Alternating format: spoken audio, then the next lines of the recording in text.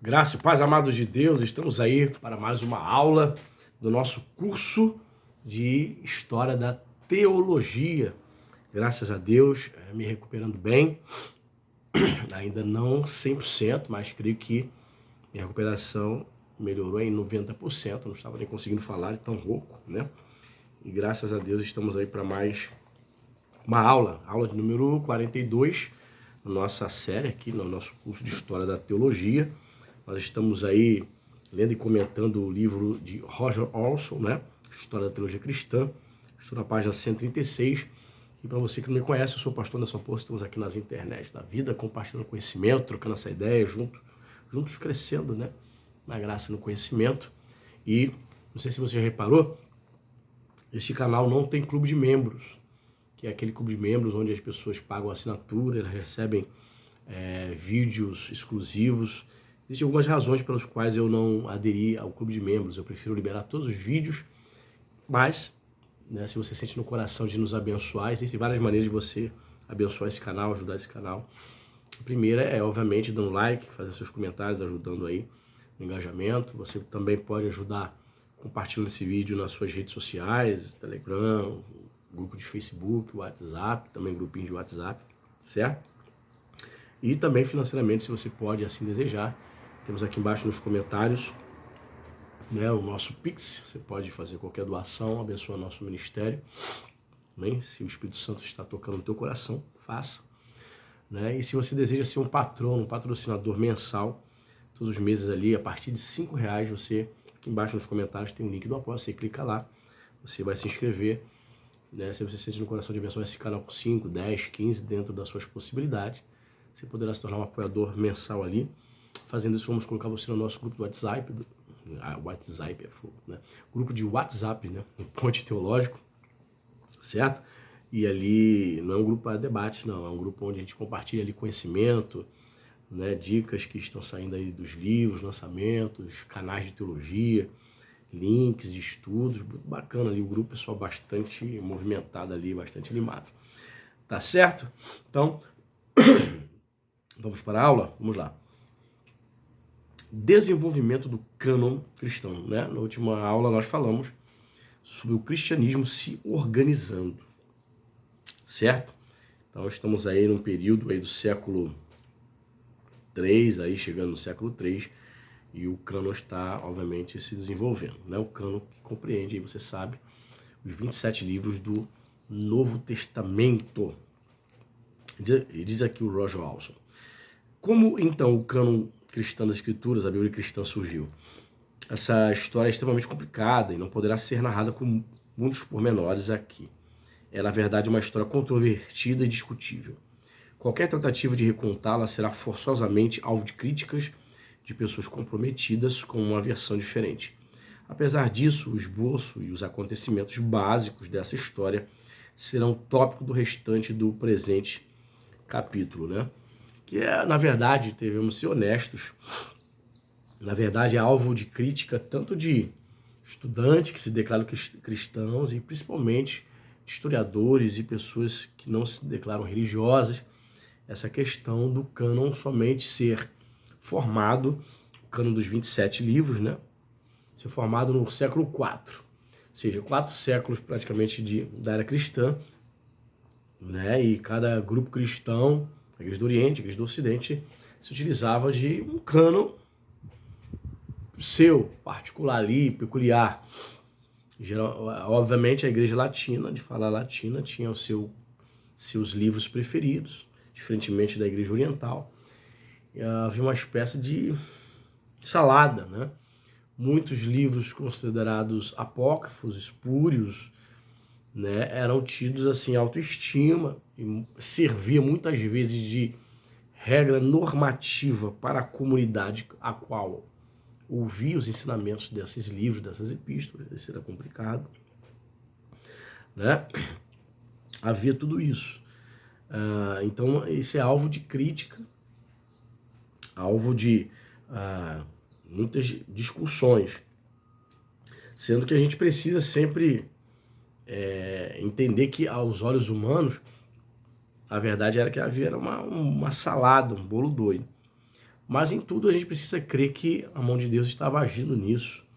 Com o passar dos anos, né, começou a haver um consenso de quais livros seriam ou fariam parte, né, do cânon, quais livros seriam de fato livros inspirados e que seriam usados como regra de fé para a igreja, certo? Mas aqui, ó, os próprios apóstolos usavam a Bíblia hebraica e certamente consideravam-na autorizada. Embora muitos cristãos judaicos existissem nos tempos de Jesus e dos apóstolos, o cânon das escrituras hebraicas era relativamente fixo e claro. O partido dos fariseus dominava as sinagogas judaicas e depois da destruição do templo em Jerusalém, no ano 70, procurou reformar o judaísmo de modo que pudesse existir por tempo ilimitado na diáspora, no exílio da Palestina, sem um templo. Uma parte desse processo foi a definição formal das escrituras inspiradas pelo judaísmo. Embora exista certa divergência no tocante ao concílio de Jâmina, vamos voltar. Vou ver de novo aqui. Embora exista certa divergência no tocante ao concílio de Jâmina, onde os rabinos se encontraram no ano 90, parece que foram dados ali alguns passos importantes em direção ao processo oficial da canonização. A Bíblia hebraica ficou definida com 22 livros inspirados desde o Pentateuco até os profetas menores, né? Para nós é 39 porque eles pegavam alguns e juntavam tudo, por isso que eles consideram a Bíblia hebraica possui 22 livros, né? Nas Bíblias cristãs posteriores, alguns livros do cânon judaico foram subdivididos, fazendo um total de 39 livros individuais.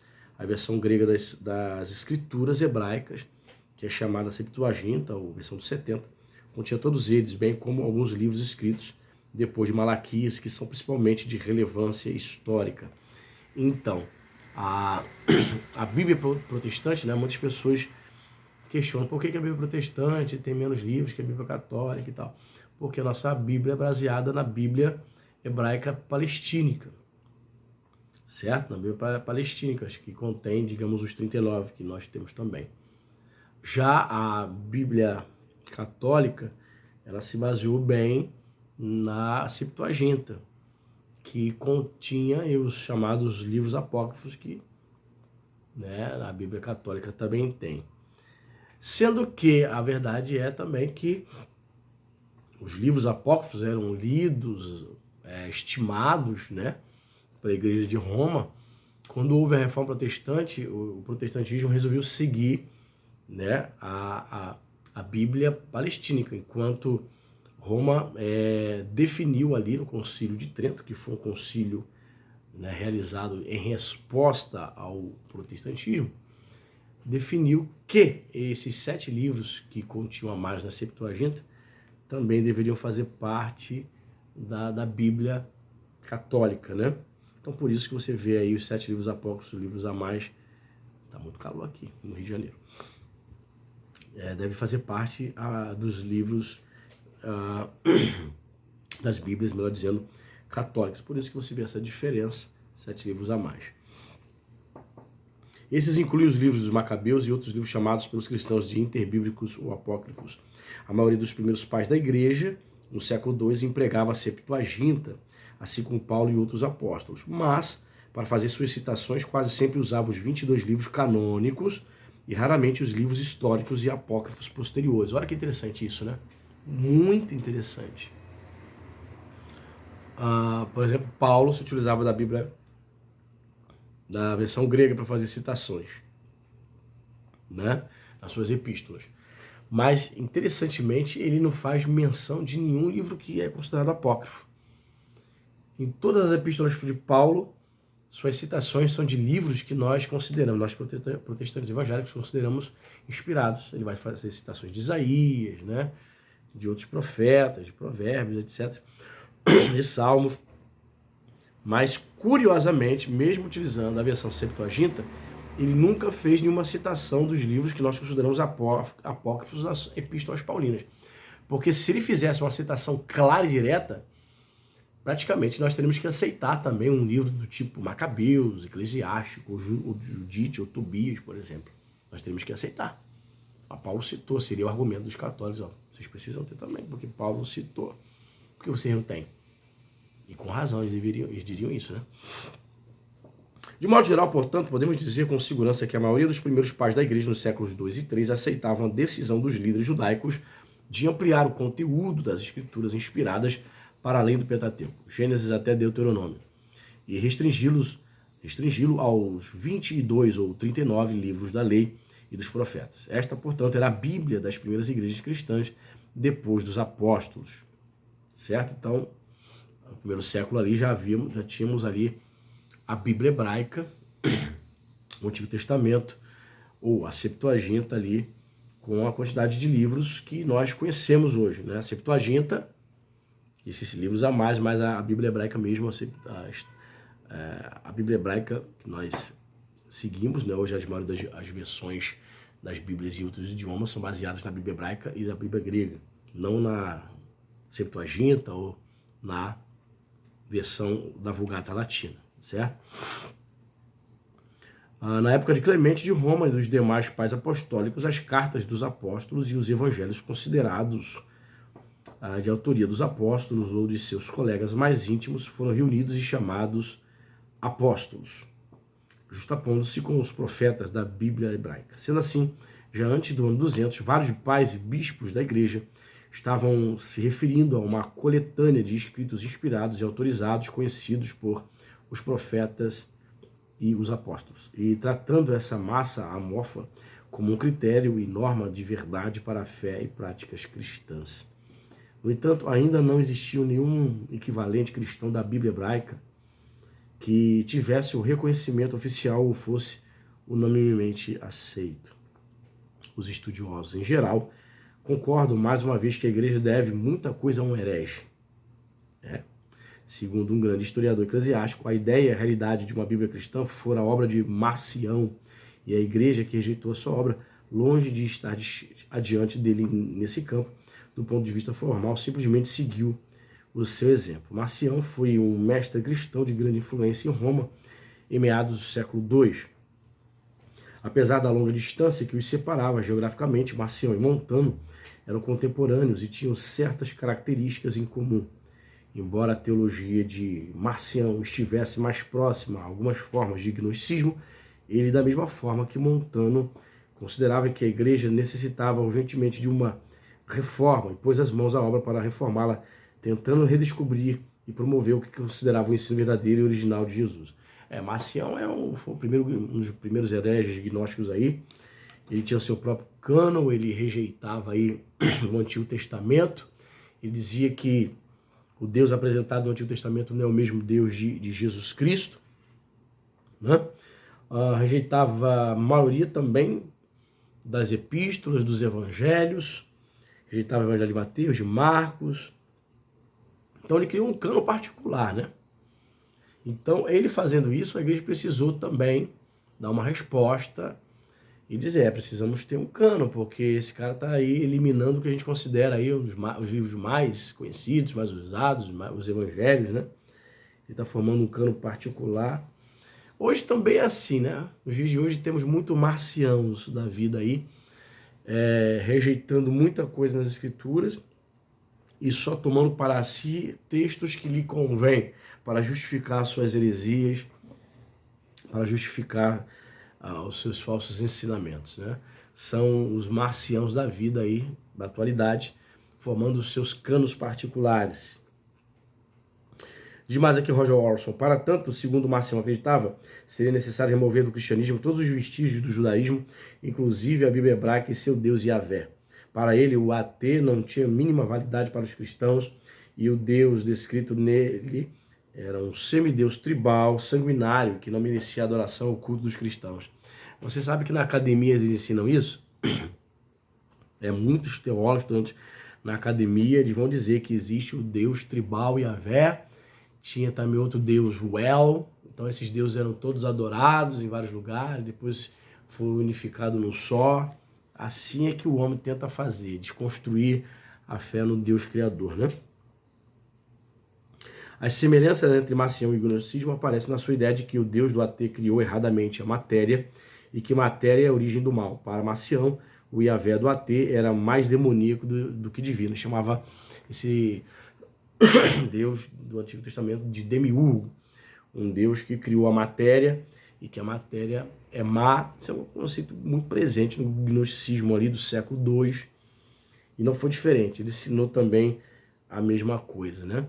Sabendo que entre o gnosticismo, gente, havia várias vertentes, né? O gnosticismo libertino, né? Que entendia que pelo fato da matéria ser má, justamente por ser má, eu posso fazer qualquer coisa com ela, com o meu corpo. Poderia, por exemplo, me entregar às minhas paixões carnais. A matéria é má, então logo eu faço o que eu quiser e não haveria nenhum problema para a alma. Complicado, né? Uma heresia terrível. E havia os ascetas, que entendiam, a matéria é má, logo, se ela é má, vamos massacrá-la. Então os caras faziam jejuns até a morte. Tivemos muitos monges, né? Muitos cristãos partindo aí, eremitas, vivendo no deserto, nas cavernas, fazendo jejuns aí até cair duro, né? Na tentativa de modificar, matar a carne, porque a matéria é má, a carne é má. Então era o outro extremo, né, do gnosticismo. Então essas coisas estiveram presentes no primeiro, segundo século, terceiro, e hoje em dia também, se você procurar, você encontra. Marcião foi talvez o primeiro cristão que tentou definir um cânon cristão das escrituras inspiradas e quis limitá-lo exclusivamente aos escritos dos apóstolos, que considerava livres de qualquer vestígio do judaísmo. A Bíblia de Marcião constituía-se de duas partes, uma versão editada do Evangelho segundo Lucas e 10 epístolas de Paulo. Até mesmo o apóstolo foi editado por Marcião para livrar as 10 epístolas de todos os elementos judaizantes. Então ele tinha verdadeiro horror à aversão pelos judeus. Era um antissemita, podemos dizer assim. Marcião, em sua versão antijudaica das escrituras cristãs, tiveram rápida aceitação entre alguns cristãos, e igrejas marcionitas foram surgindo de repente em Roma, Cartago e outras cidades. Olha só. Os pais e bispos principais da igreja acataram com severidade Marcião, atacaram com severidade Marcião e seus seguidores. A obra de Tertuliano contra Marcião é um excelente exemplo da polêmica cristã antimarcionita na época da virada do século, no ano 201. Veja, estava virando para o século III. Então tivemos ali a Tertuliano, aí, que é conhecido aí como um dos sistematizadores, como um dos primeiros sistematizadores da cena da doutrina da Trindade, né? Irineu também criticou Marcião e seus ensinos em contra-heresias, né? Tem a obra latina Diversos Haereses, que é publicada hoje em dia pela Paulus, né? Tem um vídeo review aqui dessa obra aqui no canal, contra as heresias de Irineu. E outros pais da igreja do século II e III fizeram o mesmo. Alguns cristãos da antiguidade claramente consideravam Marcião como um arquerege e principal inimigo do cristianismo ortodoxo e católico. Isso no início do século III, né? Porque no início do século IV, um pouco mais de 100 anos, teríamos aí Ário, né? E a polêmica famigerada da doutrina herética do arianismo, né? Uma das reações ao cânon das escrituras cristãs, truncado por Marcião, foi criar o cânon correto, e a primeira tentativa semi-oficial aconteceu em Roma. Por volta de 170 da era cristã, a Igreja Cristã de Roma criou o cânon muratório, conhecido como cânon muratoriano, né? Para rebater o de Marcião e fornecer aos cristãos uma lista completa de profetas e apóstolos autorizados. O cânon muratório listava os 4 evangelhos, Atos e os demais livros contidos no Novo Testamento, conforme a definição que existe ainda hoje, à exceção de Hebreus, Tiago, 1 e 2 Pedro.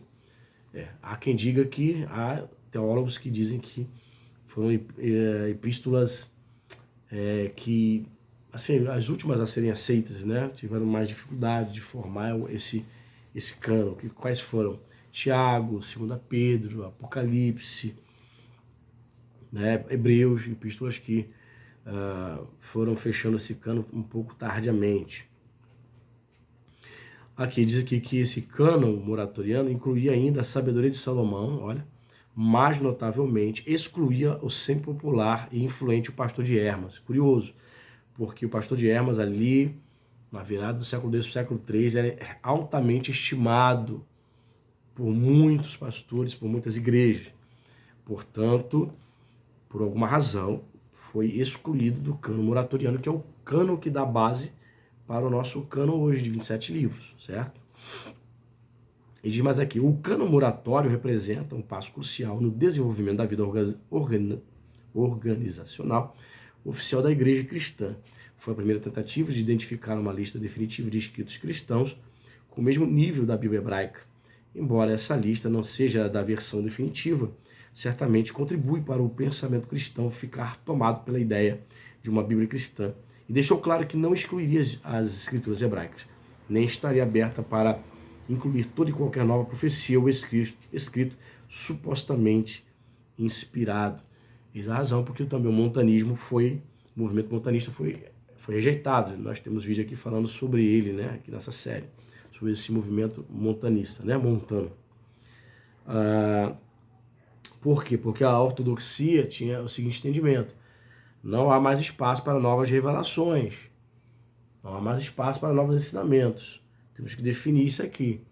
E o montanismo entendia que não se deveria fechar os ensinamentos, as orientações divinas. Eles entendiam que essa ideia de ter uma Bíblia fechada, com as doutrinas fechadas, não era algo de Deus, não era algo divino. Eles entendiam que o Espírito Santo continuaria a falar através dos seus profetas, obviamente que estavam lá no movimento montanista, continuaria a falar trazendo novas revelações. Isso é complicado. Há quem pense dessa forma até hoje, né? Não, a gente não pode fechar com os 27 livros do Novo Testamento, não. Nós estamos abertos a novas verdades. Quem tem essa posição, quem tinha, né, faleceu, quem tinha essa posição estranha, a qual eu não concordo, era o nosso querido, famoso Russell Norman Chamberlain, né? Autor aí do seu Novo Testamento interpretado versículo por versículo, enciclopédia e mais o Antigo Testamento. Ele dizia que essa ideia de fechar o cano não é uma ideia legítima e que o Espírito Santo continua se manifestando até nos dias de hoje, trazendo novas verdades. Que novas verdades? Novas verdades que contrariam o que já está escrito? Complicado, né? E demais aqui. O cânon moratório representa um passo crucial no desenvolvimento da vida organizacional oficial da Igreja Cristã. Foi a primeira tentativa de identificar uma lista definitiva de escritos cristãos com o mesmo nível da Bíblia hebraica.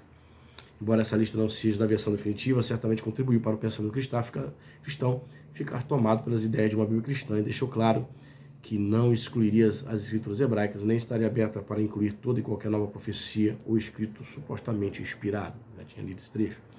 Os critérios exatos usados pelos que compuseram o cânon muratório não são conhecidos com clareza. Então, há um conceito popular, né, muito divulgado entre historiadores, céticos, ateístas, de que foi a Igreja Católica que criou a Bíblia, ela que moveu a sua mão para escolher ali os livros que ela desejasse, livros que, por exemplo, como o Evangelho Apócrifo de Filipe, que diz ali, que conta nesse Evangelho, que Jesus teria casado com Maria Madalena, né, que foi até o livro apócrifo que inspirou a obra fictícia do Código da Vinci, né, o filme e o livro, o livro e o filme, né? Então a ideia de que a Igreja Católica sempre quis esconder que Jesus foi casado, né? Coisas que o Evangelho não contam, eles ali, esses supostos evangelhos espúrios e apócrifos estariam revelando, e tudo isso tem a mão da Igreja Católica para formar aquilo apenas que lhe convém. Não, é um argumento, uma tentativa desesperada de tentar desacreditar ou tirar todo o crédito da ação de Deus na formação do cânon. Mas a verdade é que não se sabe quais foram os critérios para formar o cânon moratoriano, né? Na verdade, sempre houve debates a respeito dos principais critérios nos quais a igreja poderia se basear para reconhecer certos escritos como autorizados e inspirados. O historiador eclesiástico Wolfgang Papenhausen está mais perto da verdade ao chamar o critério principal de princípio profético apostólico. Também creio nisso. Porque o Espírito Santo, ele não está dormindo, né? Nosso Deus não dá ponto sem nó. Então é óbvio que ele estava agindo nisso tudo. Essa não é uma regra rígida, mas uma medida flexível mediante a qual os escritos eram julgados pelos cristãos primitivos envolvidos nesse processo.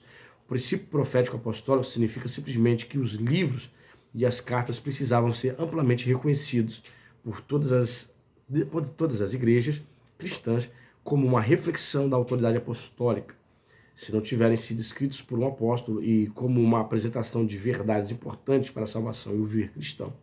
Isto é, qualquer obra que entrasse no cânon tinha de ser produto do cristianismo primitivo e ser amplamente usado como guia útil para ensinar e viver o cristianismo. Então temos aí uma ideia de princípios, de critérios para que o livro pudesse ser aceito, né?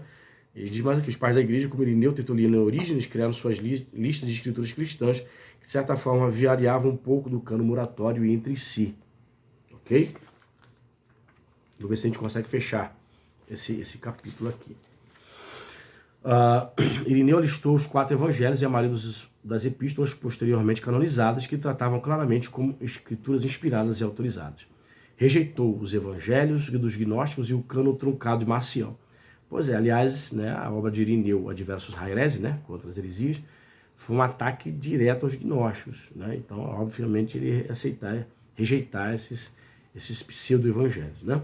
Pouco depois de Irineu, Tertuliano seguiu os mesmos moldes, assim como Orígenes. Tanto Tertuliano como Orígenes consideravam certos escritos cristãos verbalmente inspirados, como as escrituras hebraicas, e usavam-no para dirimir controvérsias doutrinárias. Nos escritos deles, vemos o conceito implícito de um NT, de um Novo Testamento, ao lado das escrituras hebraicas, o AT, na forma de tratarem os escritos que consideravam proféticos, apostólicos e autorizados. Existia, no entanto, uma certa diferença entre eles, pois Tertuliano tratava o cânon de forma categórica, enquanto Orígenes reconhecia um conjunto de escritos cristãos como duvidosos, porém úteis.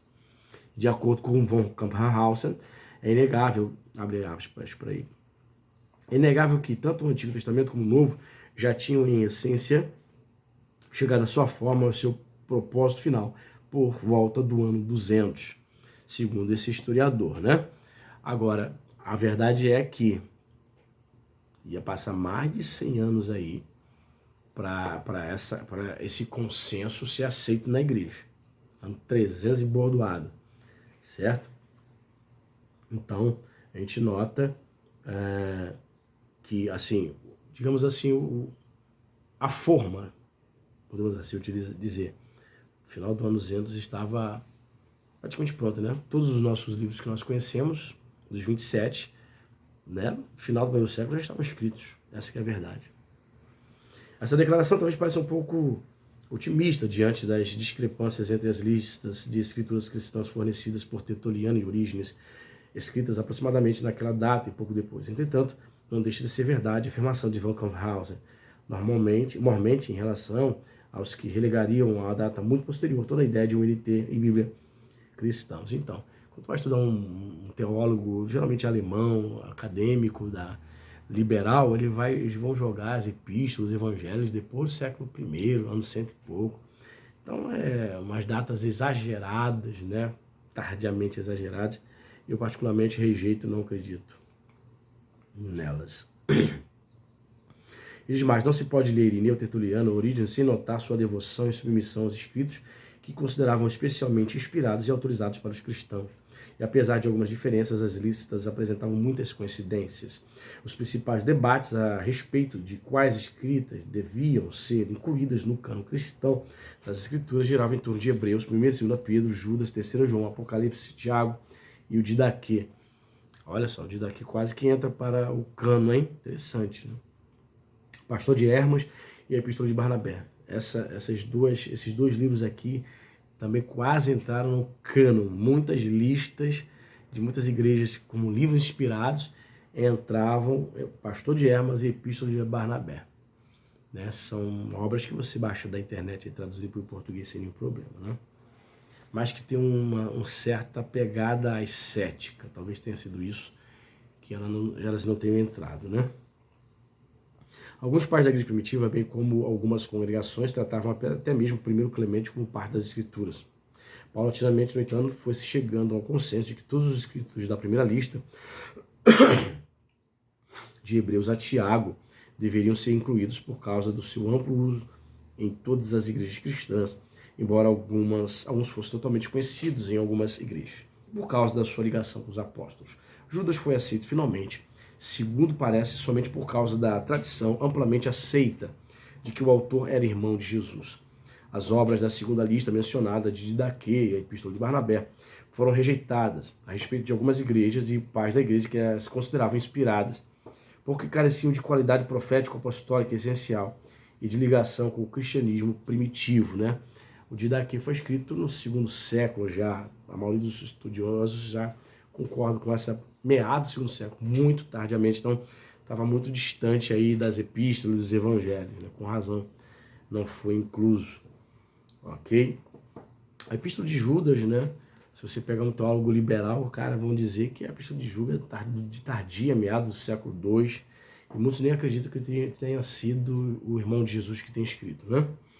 Os passos finais do processo formal de canonização e criação do NT foram dados posteriormente no século IV.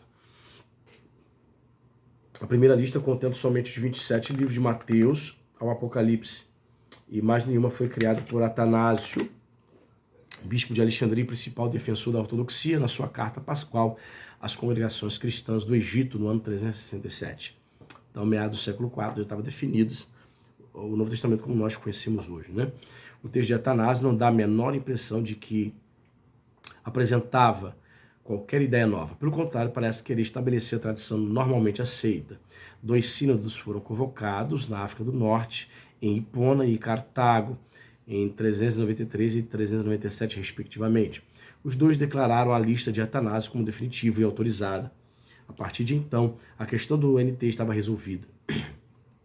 Em parte porque, naturalmente, os sínodos recebiam o apoio imperial e porque a igreja do fim do século IV tinha o poder do imperador para reprimir dissensões e impor a conformidade. Aí, muitos cristãos vão dizer, poxa, como é que pode isso, né?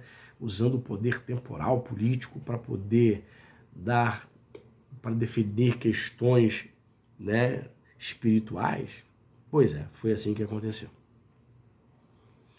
A única grande controvérsia gira em torno do AT e de se ele deve incluir os apócrifos, nesse caso, que autoridade os livros ali incluídos devem ter para os cristãos. Até hoje isso é discutido, né?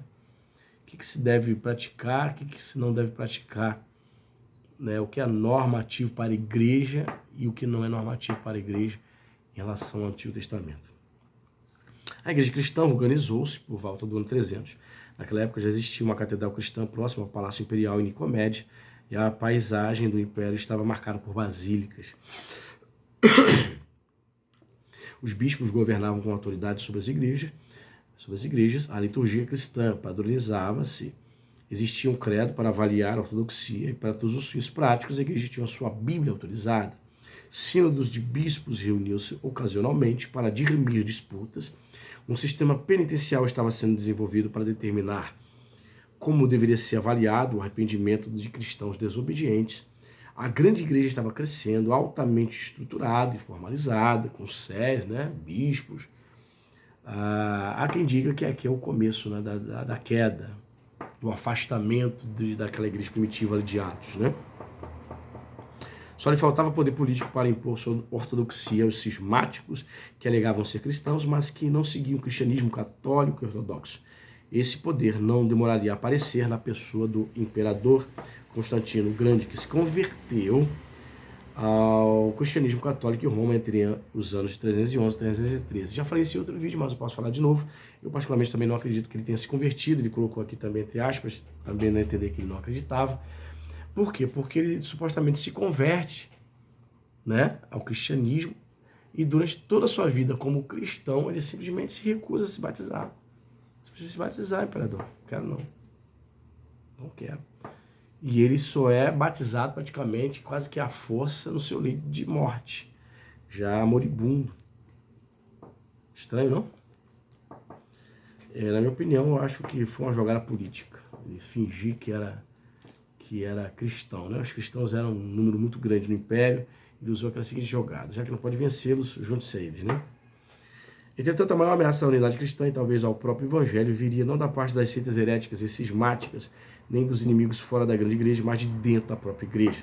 O cristianismo suportou muitas tempestades nos 2 séculos após a morte do último dos apóstolos, mas ainda estava para enfrentar o maior furacão doutrinário de todos. E aí, ele vai entrar nessa questão da controvérsia a respeito da Santíssima Trindade. Uma grande crise abala a igreja. Esse é o tema aí do nosso próximo vídeo. Dê o like, Deus abençoe e até a próxima. Esse aqui é o Luther que latiu aqui, tá dentro da sala. Você estava assistindo a aula tranquilamente, né? Resolveu latir, né? Deus abençoe.